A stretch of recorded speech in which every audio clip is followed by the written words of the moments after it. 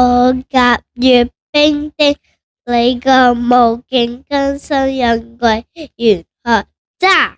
玄學渣，所以咁啊，翻到嚟啦，繼續同阿 Winnie 去傾下今集會講啲乜嘢咧？咁樣咁啊，今集咧想講啲深少少嘅係啦，咁大家可能要坐一坐穩啊，太深我都唔識答啊，唔好問啲咁深。我呢啲唔係好 OK， 我哋頭先即係講到啦，譬如 Winnie 你讀心理學啦，咁啊即係催眠師啦，咁跟住之後，咁對於一個咁理科嘅東西，即係點樣睇占卜呢樣嘢咧？但係本人係好感性嘅，本人係好係啊感性嘅理科生。本人係唔係好理嘅，不過唔係好理占卜啊，係一個所謂預知未來，其實都係俾人哋一個安心，即係可能因為有啲人可能想聽我嚟緊咧，你條路會行得好好噶啦，嚟緊會點？好似一個安慰劑啊，調翻轉你嚟緊 OK 啊，你繼續行啦，你俾啲信心啦。其實好似呢種要鼓勵佢去行咁解啫嘛。與其話占卜，我會覺得係俾一個方向人咯，即係我對我嚟講塔羅牌或者係呢啲工具都係俾一個方向，甚至係希望佢喺呢一個方向入邊或者聽到一啲嘢，令到佢更加清楚自己想點，係最緊要嘅。咁我都嘗試喺科學啲嘅角度咧去睇一睇譬如占卜嘅，咁因為好似好多權威嘅心理學家都有啲理論啦，其實都好似會 apply 到落去即係占卜上邊啦。我唔敢講命理啊，命理係另外一回事啊，占卜就還占卜，占卜你係一啲 forecast 未來嘅東西啦，命理係講緊話我睇到你人生嘅劇情啊，成日兩樣嘢嚟噶吓，大家要分開命理同埋占卜先係啦。咁啊，譬如有啲乜嘢咧？嗱，我真係有做功課噶，我為咗今日唔好太學術啦，唔該。嗱，首先呢個咧係好容易會喺網上面揾到啦，就係榮格啊，去講嗰個共時性咧，就係話其實以我嘅理解，共時性係咪即係有啲似 déjà vu 咁嘅感覺咧？即係你曾經發夢見過一個場景，最尾發生咗，咁呢個係咪算係共時性咧？我覺得共時性係講緊即係呢個世界度，我成日話，我覺得呢個世界冇偶然嘅意思係，譬如無啦啦點解你會揾到我咧，而唔係揾到第二個嘅治療師咧，或者點樣？可能有啲嘢係咁啱，我喺你身上需要知道嘅，或者你又喺我身上得到一啲嘢嘅，令到我哋同時進步，或者係解決咗你一啲嘅迷思啊、執着啊咁。我覺得共時性係冇偶然地發生緊同一樣嘢，例如你就係頭先講話有陣時我哋突然間諗起個人，諗起個好耐冇見嘅朋友或者點樣，佢突然間 send message 俾你，突然間喺 pop up 可能你見到 IG 見到佢啲嘢喎，呢個對我嚟講係我認知嘅共時性咯。所以就係例如，如果你話用喺塔羅牌上面，咁可能點解你開嗰隻牌係講咁啱，就真係講緊你嘅你真係要行嗰條路喎。咁呢個算唔算共時啊？嗱，你抽出嚟，你真係抽到。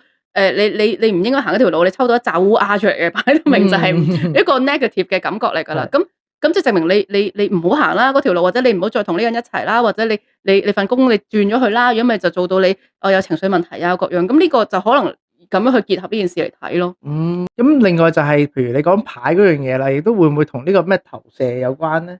即係可能個人本身就已經有某啲嘅情緒，即係譬如你開某啲牌，無論你塔羅又好，你中式都有逆塔啊，或者係你見到或者卡係啦，或者見到就算求簽，我見到下簽我都即刻喊咯，可能咁樣，即係可能我本身已經一個唔好嘅情緒，或者我唔係一個好好嘅狀態，我見到一啲黑蒙蒙嘅嘢，見到下簽，見到一啲你出嚟個效果係唔好嘅，總之係 negative 嘅，咁可能你就即刻會投射咗，一定係啦，係我啦，係即係講緊我好準啊，或者點樣，跟住就會俾白拿嚟㗎呢啲情緒，即係可能係其實。呢個都係調翻轉，都係共時咯，因為佢唔會係咪先？係咪先？你都係點會嗰刻咁啱？因為你自己嘅能量、你嘅磁場，你咁啱，你嗰刻係要抽到呢樣嘢，或者你嗰刻嘅真係反映到你當下嘅狀況係咁，佢哋就自然會抽到嗰啲牌。係咯。OK， 咁有一個心理學家就比較柴台啲嘅，佢就好唔 buy 嘅。係咁，佢咧就叫做咧巴納姆。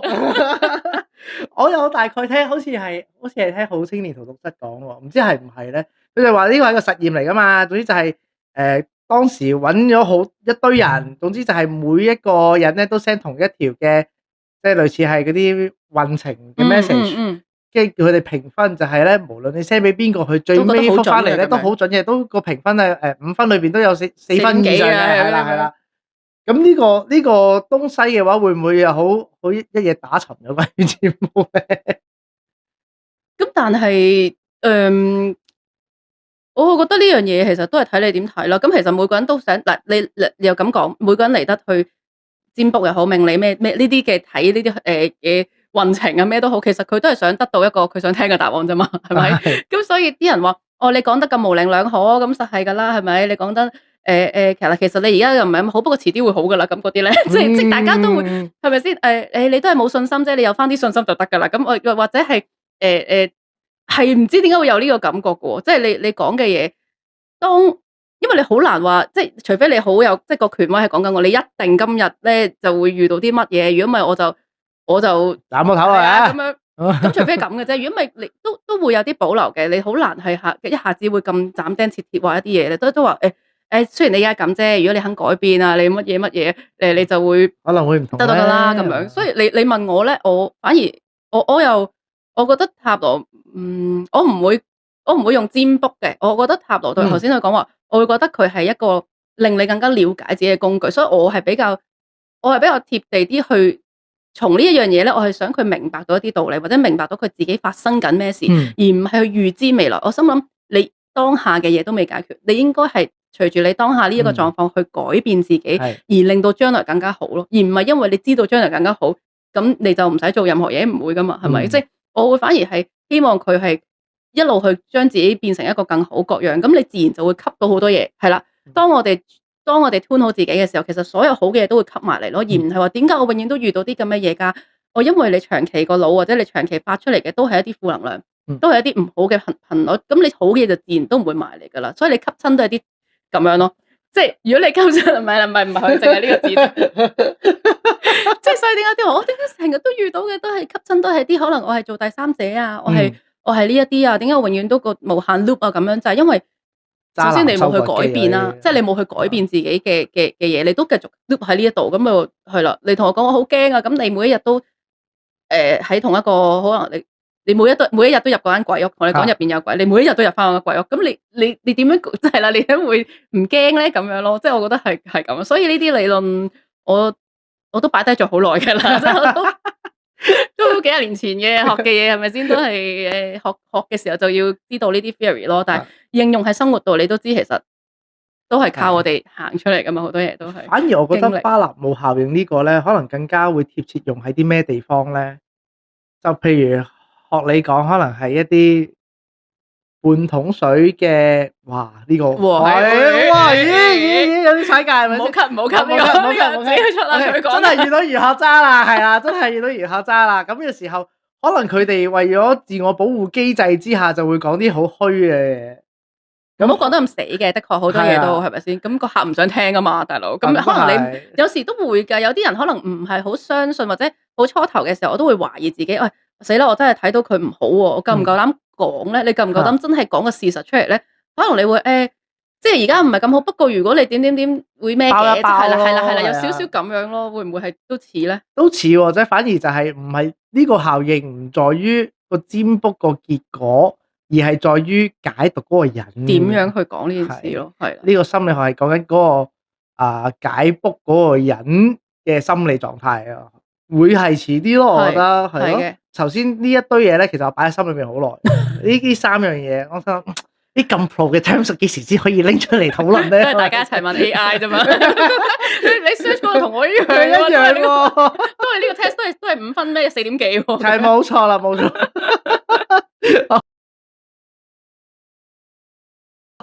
嗱咁跟住就之後，我哋咧就另外咧就討論另外一個關於心理學啲嘅 terms。佢叫做內在小孩。咁咧喺講內在小孩之前咧，咁啊當然啦，係咪先？何謂內在小孩啦？又要即刻做個細嚟啦！在忙碌的都市節奏中，我們常常像一台精密的機器，運轉着工作、責任和無盡的期待。可有時只是一個小小的觸發，比如童年時聽過的一首老歌，或一場突如其來的委屈，就會讓我們的情緒如潮水般湧來。這一刻，彷彿聽見咗心底那個小小的聲音在低語，那就是我們的內在小孩。咁熟嘅呢篇嘢，出自邊個作家㗎？文筆咁好嘅，我真係唔記得自己寫嗰啲咩名，係出自於 Winnie 老師嘅手筆啦。唔好再老師啊！打咩係咁撳嗰啲掣？亦都係呢篇文章就係成為咗我哋頭先講嘅共時性啦。因為就係當初我就係自己有一日想了解多啲呢個題目嘅時候，咁就當然係問 Google 大神啦。咁 Google 大神咧就推咗你篇文出嚟，咁跟住之後，咁啊亦都 click 下，咁啊撳到落去你 IG 嗰度，咁啊所以就膽粗粗啦，咁啊敲一敲門啦。係啊，我都受寵若驚啊！不過又上過大台嚟揾我啊！唔係你上嗰啲先係大台，我冇上過電視台啊，冇你個電台嚟嘅電台係啦。而家我都上緊大台咯。我希望有一日會大啲。到時咩出咗名唔好唔記得我嗰啲，好靚。可以啊，冇問題啊。可以啊，可以唔記得我做長駐啊？點話？長駐嘉賓係啦。係咁，其實就係內在小孩呢個 terms， 因為咧我係幾時接觸嘅咧？大概就係當我啱啱開始接觸塔羅牌嘅時候。咁除咗跟翻老師上堂之外啦，咁亦都會自己去上網啊，或者睇書去睇多啲關於牌嘅，譬如牌意啊，或者係演繹啊咁樣。咁其中佢提及到咧就係愚者0號牌。咁咧有篇文啦，或者係個網站啦，我都唔記得咗係邊樣嘢啦。或者係 YouTube 啦，唔記得咗啦。佢就講到就係話咧，呢張牌越嚟越流行啊。可能以前啲人咧一開始會中意命運之輪多啲嘅，咁但係而家偏向咧就越嚟越中意愚者呢張牌喎。咁就係話因為佢又 relate 到咩內在小孩啊，又好純潔啊，成啊咁樣。咁咧第一次咧呢4隻字咧就聽咗入個腦海入邊，係啦，個腦海入邊啦。咁去到後尾啦，咁當然呢個 term 就會不停咁反覆出現咗喺好多身心靈嘅文章啊，或者係一啲 IP 上面一啲 service 上面啦，咁樣。咁所以就揾日就了解下多啲啦，咁樣。咁既然就請到本人上嚟，本人啊，呢篇文章嘅本作者啦，係啦。咁可唔可以同我哋又講下，其實什麼是內在小孩咧？其實都係名嚟嘅啫，係咪先？其實都的確係，因為其實你要即係當初要寫一篇文章，你都要俾人感覺係都係專業啲噶嘛，係咪先？都係有啲 terms 咁寫出嚟，咁唔會話其實細個嘅自己咯。其實唔係，你問我真心，如果我用一個最貼地、最人，即係最大家去聽得明嘅，其實內在小孩都聽得明啦，直譯啫嘛，就係你裏面嘅自己咯，就係細個嘅自己咯，就係一個唔係，其實點解讀都係一個最直接，就係我哋童年嘅我哋咯。我見到係會有分咩5種噶嘛，定係其實都冇嘅，即係嗰啲都係為咗寫文而寫文嘅先。哇，咁樣會唔會？咁緊要啦，都冇咗啦。咁樣你問我嘅話咧，即係我自己，我覺得分享就係真係最直接，就係內在小孩，就係我哋入邊嘅嗰個自己。當然你話分你講緊咩係咪有其他咩高我？唔係，即係佢話有5種嘅，有咩5種嘅小孩，呢啲都係你冇做過功課嘅咩？你唔記得？我寫咗太多篇咧，我唔係好記得。應該唔係嗰篇，應該唔係出自於你手嘅。哇！你唔得，唔好亂講嘢，唔好亂講嘢。係啊，即係啲咩創傷型小孩啊，唔係咁去形容啫，咁去形容呢件事。咁全部都創傷型啊，乜型啊，其實都係講緊你，譬如你受到啲乜嘢嘅打擊，而去衍生嗰個 terms 啫嘛。可能我冇自信型，或者創傷型、焦慮型，或者係恐懼型，即係可能好多種呢個型，只不過係形容佢受到啲乜嘢而佢產生咗變成一個點樣嘅細個嘅我哋咯。而嗰樣嘢就係頭先我去分享一啲個案嘅時候，我哋一定會接觸到嘅就係好多時點解要翻去童年去救翻細個嘅我哋咯。而我哋最影響，因為咧頭先講潛意識最活躍咧就係0歲，即係頭先講喺阿媽個肚啦，到7歲呢一段期間就係我哋潛意識最活躍嘅時候。所以點解好多時我哋譬如原生家庭又好，童年嘅一啲影響，多數都係發生喺好細個，就7歲或者係7歲之前嘅一啲事情，而影響咗咁多年，係啦。咁所以我要用嘅嗰個技巧啦，或者點啦，喺催眠入邊叫做童年回溯啦，或者年齡回溯啦，即係翻去一個細個嘅一個片段，而嗰個片段就係最影響你啦，甚至係根源嘅嗰個片段。由嗰刻開始你就覺得自己係一個我做咩都唔夠人好啦，或者我由嗰刻開始我就覺得自己唔夠膽同人哋講嘢，因為我講親都俾阿爸阿媽鬧嘅，我講乜佢哋都唔認同我嘅。咁自此之後我就發覺我好缺乏呢個認同感。到我大個，可能有啲人就會變成我好需要做好多嘢去得到人哋嘅認同啦。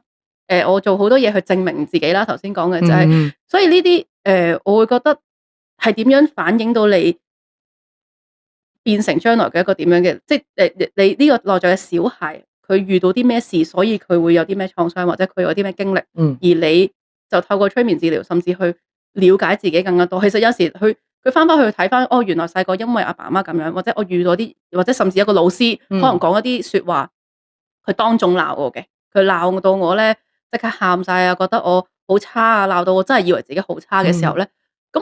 我就會成世都覺得其實我真係好差咯，我做所有嘢都唔夠人好咯。其實就係咁樣，所以個內在小孩就好簡單純粹，就係我哋細個嘅自己經歷嘅一啲嘢。咁內在啊嘛，咁而家我哋就係要解決內在嘅問題啊嘛。咁所以點解要用個內在小孩，就係根源，通常都係由細個開始嘅一啲問題咯。咁通常睇到啲文章咧，都中間佢總會講到，譬如係個方法解決嘅方法就係點樣同內心小孩和解啦。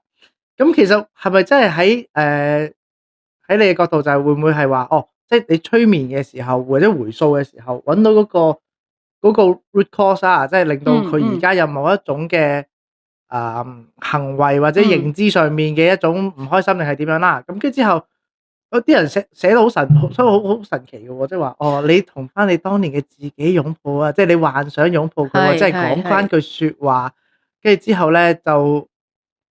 咁就解決咗。原理係咁嘅，原理係咁。咁當然講得好凄美的，你叫和解其實一樣嘅。你我會喺個過程入邊都會叫佢你攬下佢啦，你鼓勵下佢啦，你要俾佢知道嗰刻嘅佢受傷咗，或者佢被遺棄咗，或者係俾人哋鬧完之後佢覺得好冇信心。你即係個原理係真係咁嘅，但係你要做嘅就係可能你真係同佢講翻一啲嘅説話，令到佢明白翻，更新翻佢一啲諗法，其實唔係咁噶，你都冇做錯任何嘢，唔係你嘅問題。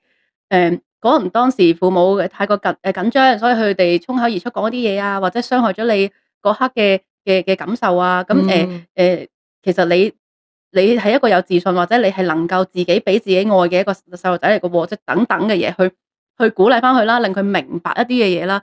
咁你先會放低嗰個嘅執着咯。就係頭先我哋一路講嘅嗰個執着，就係可能佢由細到大都有一個信念，而呢個信念堅持咗咁多年，而呢個信念慢慢令到佢變成好多嘅唔同嘅情緒啊、行為啊、各樣啊、執着啊。點解我成日都一定要咁樣諗咧？點解我成日都咁差咧？點解呢一啲嘅位咯？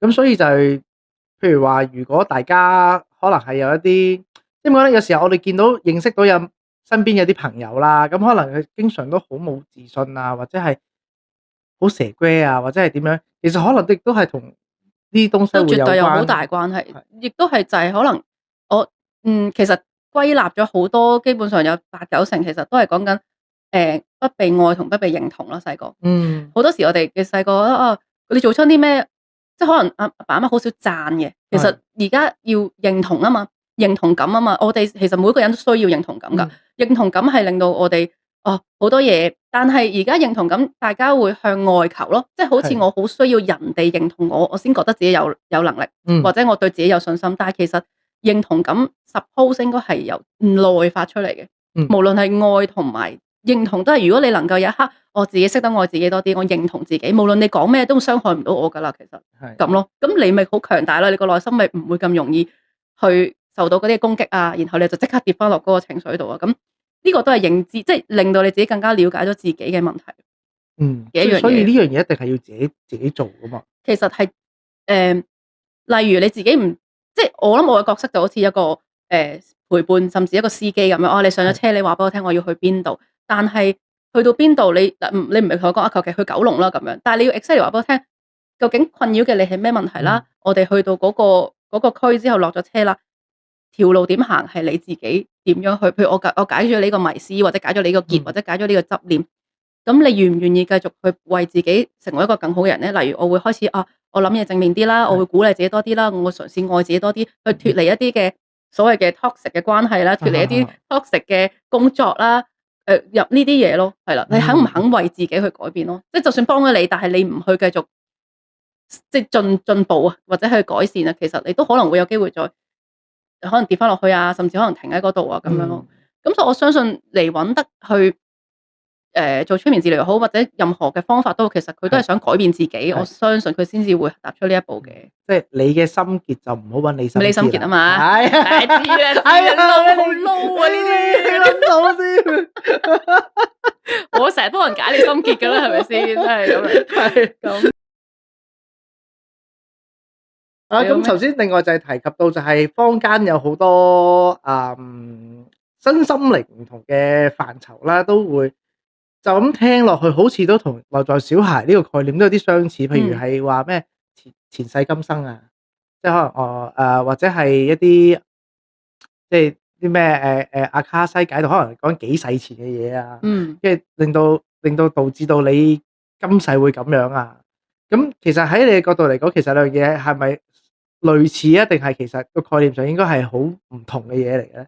仲有咩高我嗰啲啊嘛，係咪啊？即係人哋用嗰啲 terms 高係咯，即係好多 terms 有高我啊，但係小我啊。係啦，其實調翻轉，如果好簡單解讀高我同小我或者低我啦，即係高低啊嘛。咁可能低我就係當時我哋嗰個受傷嘅內在小孩，而高我就係呢一刻我認識咗我成長路上我得到好多嘅智慧，得到好多所謂無論係靈性層面又好啦，或者我自己真係高維度啲，或者知識上多少少嘅嗰個係高我，咁我咪去教導翻嘅低我，咁我 connect 翻嘅時候，我咪冇咁表裏不一咯。即係而家因為有陣時我細個咧，我細個因為咁樣，所以我覺得自己冇自信。但係其實當我一路成長，我知道學咗好多嘢，我又知道其實我做得到嗰啲嘢，但係硬係咧我控制唔到入邊成日都冇自信。咁呢一個位就係令到佢好拉扯。咁而透過催眠治療，我就係將佢升翻埋一齊咯，將個人其實我知道自己應該咁樣，咁我become 翻一個嘅時候，我就唔會咁拉扯咁辛苦啦，咁樣咯。咁但係頭先你講嘅前世今生啊，咩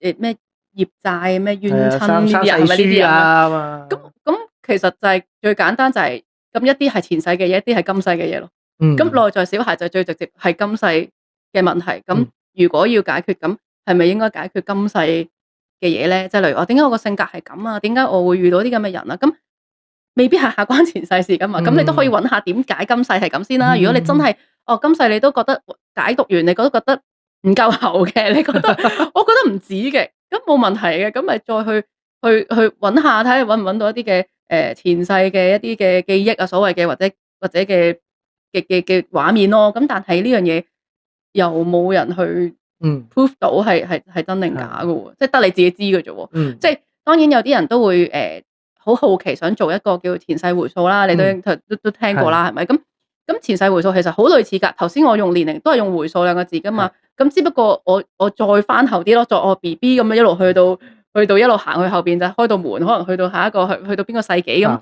咁但係問題你點樣去 prove 嗰樣嘢係真定假？唯一喺我嘅分享啊，我覺得啫，我唔代表一切咩嗰啲本人咩純屬嘅啦，係啦，希望都唔好得罪大家嘅好多嘅大師啊，各人咩心理學家又好，催眠治療師都好啦，我都只係分享我個人嘅感覺啊，各樣啫。咁唯一係咯，我覺得最能夠可以叫做有啲理據地相信嗰個真係前世嘅，就係嗰刻你有情感或者感受或者情緒湧上嚟，可能你見到個畫面。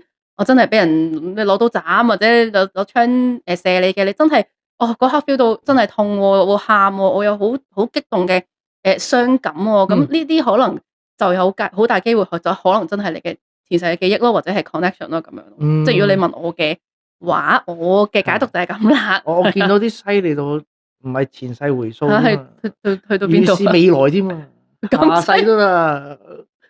咁真係。不敢係啦，真係犀利！宇宙之大無奇不有係啦，小女子就冇咁高嘅層次啦，我都係貼地嘅啫，我都係繼續安撫我嘅內在小孩。咁你個內在小孩應該嗱，我見到啦，大家見唔到啫。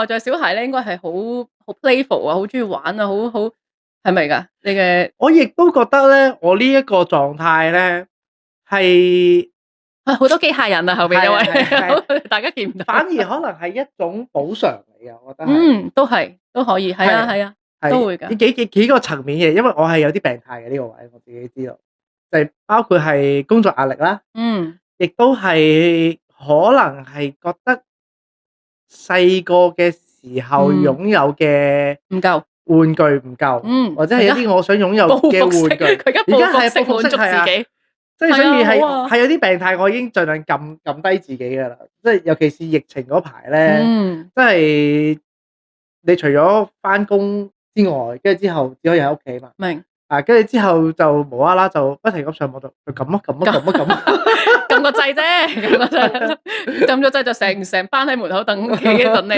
咁，我覺得呢個係你嘅你嘅 release 嘅一個工具啊。即係如果你咁講，你可以識得去揾一啲嘢去令到填補自己嘅心都好啊。我覺得呢個係一個幾正面嘅做法嚟。但係比較 toxic 吧。個數量就唔係咁，你 afford 到咪得咯，冇問題㗎，係咪先？最緊要你係啦，喺你嘅能力範圍內，你滿足到自己，其實你又唔係做緊啲傷天害理嘅嘢，冇問題啊。我覺得係咪？都係嘅，都要鼓勵咧。我哋就係要開始多啲欣賞、讚賞、鼓勵別人咯。即係啦，我覺得係。但係自從我有咗呢個 channel 之後，呢一堆錢就開始喺晒呢啲位度啦。咁又係啦，呢啲轉化咗啦就，咁咪幫你戒咗某一個毒癮咯，係咪先？但係同樣時間你又滿足到細個嘅一啲嘅渴望啦，係咪？都係㗎，都要被滿足㗎嘛。我哋有啲嘢其實都係就係去填補翻細個冇嘅嘢，甚至解釋翻咩點解我冇，我因為嗰時咁咯。咁但係都係好睇嗰個人嘅取捨或者嘅選擇係啲咩嘅。係十分多謝 Winnie 老師。又老師係啊，頂帽高過天花板啊！再嚟成要啦，你個鹹頭咁長，鹹頭啊真係點解？仲有咩迷思一齊傾啊？嗰啲都有排講咁樣。有啊，既然老師咁中意傾偈 ，Winnie 就 Winnie 啦，唔使 Winnie 老師啊。有小朋友好親切啊，叫你 Winnie，因為咧我有一個親戚咧。都係身心靈界嘅朋友嚟嘅，佢都叫 Winnie。我以為你好中意 Winnie the Pooh 係咪？都唔係啊，你唔係啊，你唔係中意 Winnie the Pooh，我見到。我外國噶嘛，你唔記得咗啊？係嘅，失敬。咁係啦，係啊，咁我哋之後希望仲有其他嘅 topic 啦，或者係有啲其他嘅節目啊，或者係場口啦，可以再請到老師。真係冇客氣啦，玄學渣係咪先？係啊，咁啊，再次真係要感激嘅，因為其實我敲門嘅時候有壓力噶。吓咁有壓力㗎？你見到我咁慈祥咁和藹，有咩好咁壓力啊？個磁場咁好，同埋咁磁場係咪？有咩壓力啊？你驚我拒絕你？拒絕係經常嘅，係必經階段。真係有拒絕過你嘅咩？有人？有，OK，唔同原因都有嘅，即係譬如話我唔中意出嘅，咁呢個好明白啦，或者係嗰啲你冇流量嗰啲我都聽過噶都。咁樣咁所以就係即係老師你有呢個高度，你都肯接受我嘅訪問。揞住對眼先，我反咗白眼，因為佢再嗌我老師，我就真係係啊，咪所以即係真心嘅，真心多謝嘅，即係暫時係啦，即係。譬如話唔會話俾呢個名又好似玄學渣古怪怪，又揾我講乜嘢內在小孩啊咁樣嚇親你。多謝你俾機會我，令大家更加認識多少少催眠治療咯，即係或者其他一啲嘅係咯。我哋做到呢個科普嘛，即係我覺得就係大家應該要乜都要知多啲嘅。冇錯，知多啲。知多啲咁啊！大家世界好大嘅。係啊，呢度啦就有老師嘅 QR code 啦。呢度啦，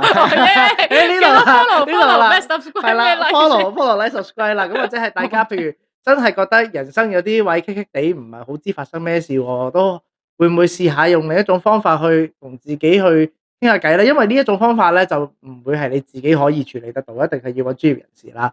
咁啊，可以去 DM 揾我傾偈都得，我都有樹窿嘅服務㗎，即係傾樹窿傾偈啦，或者係催眠嘅服務啦，咁啊可以聯絡 Winnie 老師。佢會覆 DM 㗎，因為佢都係咁樣覆我嘅啫。我梗係覆啦，冇乜人揾我嘅，因為哇有啲真係唔覆㗎。咁嗰啲真係可能好高地位就好或者可能啫，或者可能個 IG 或者個 IP 係荒廢咗，哦，OK，係或者可能冇用都唔係㗎，但係有時有 bug 㗎嘛，成日話收唔到㗎，或者譬如上次我哋講下都冇咗一段嘢咯，係啊，近排係啊，佢搞到好似冇禮貌咁，一早覆咗佢，跟住之後可能佢見到，佢 cap 翻俾我真係冇㗎喎，嗰段嘢好神奇，係 miss 咗㗎喎，咁恐怖嘅。近排 IG 改版係真係有啲問題。哦，真心可能係咁啊，好，咁我哋停唔到我哋又希望可以再次見到 Winnie 上嚟啦，係啊，咁就下次我預備更加多有趣嘅題目去邀請你過嚟同我哋玩啦，係啊，可以，大家讚，身體健康，龍馬精神，拜拜，好啦，拜拜。